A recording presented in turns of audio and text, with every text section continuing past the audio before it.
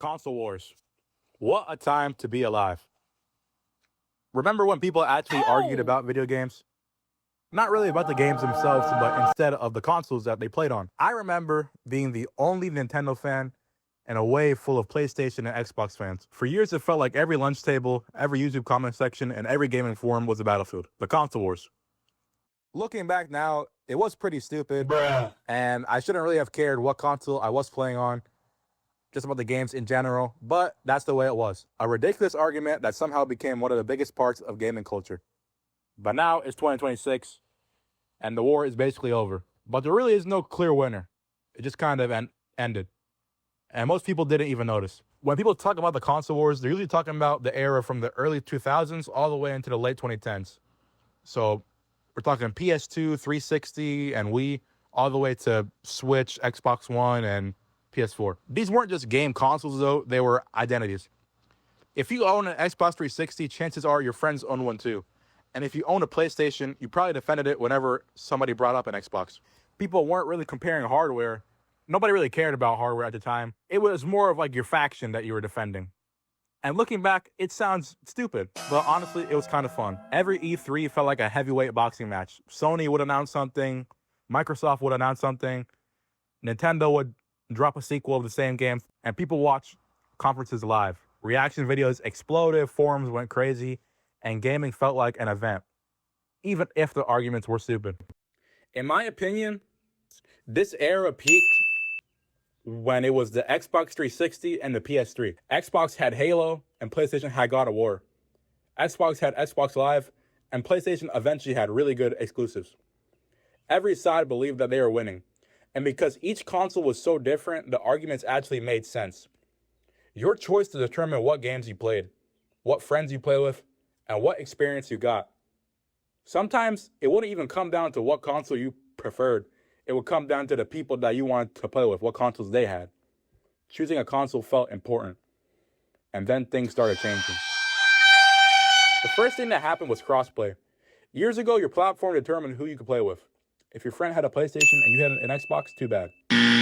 Now, Fortnite doesn't care, Minecraft doesn't care, Call of Duty doesn't care. You can play together anyway. One of the biggest reasons to argue disappeared overnight. Then the subscriptions arrived.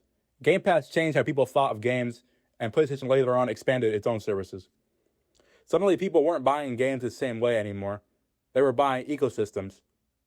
And then came the biggest change of all, the PC. Now, back in my day, during the console wars, PCs were not relevant at all.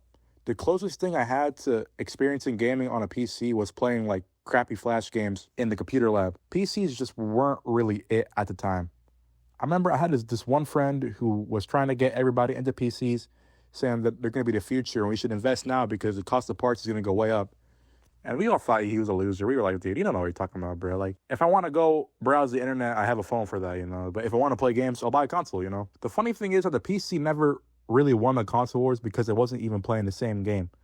While PlayStation and Xbox were fighting each other, PC slowly became more attractive every year. More games, more customization, better performance, access to almost everything. And eventually, many Xbox games started launching the PC anyways. Then Sony began bringing PlayStation games to PC too. The walls started to fall apart. The things that made platforms unique became less unique. Today, a lot of players don't ask, should I buy an Xbox or a PlayStation? They ask, should I just get a PC? And then there's Nintendo.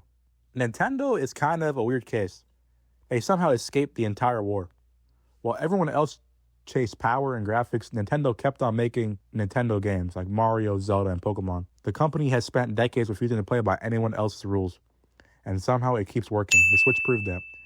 The Switch 2 proved that people still want Nintendo's weird little corner of gaming. Nintendo isn't winning because it's stronger, but it's winning because it's different. Nintendo is so strict about its copyright and stuff, you can't even think about playing their games on PC. The console wars ending is probably a good thing, though. People can play together and more games are available everywhere. Consumers have more options. Objectively, that's better. But I think some people miss the old days. I know I do. Not the arguments, not the fanboys, but the excitement. Gaming felt unpredictable. Every console's launch felt like an event. Every announcement felt important. And there was always this feeling that something huge was around the corner. Today, the industry feels more connected than ever. But sometimes it also feels a little less magical because leakers, you basically know every game that's going to drop for the next 10 years. Like we already have a timeline of what's going to happen for the next century of gaming. And maybe that's nostalgia talking, or maybe that's something that we really lost. The console wars didn't end because somebody won. They ended because the battlefield disappeared. The walls between platforms got smaller, and players, frankly, just stopped caring. Companies stopped fighting the same way, and gaming moved on. But every now and then, when I see somebody arguing online about PlayStation versus Xbox, I kind of smile. Because for a second, it feels like 2015 again. Back when everybody thought their plastic box was changing the world. And honestly, those were some pretty fun times.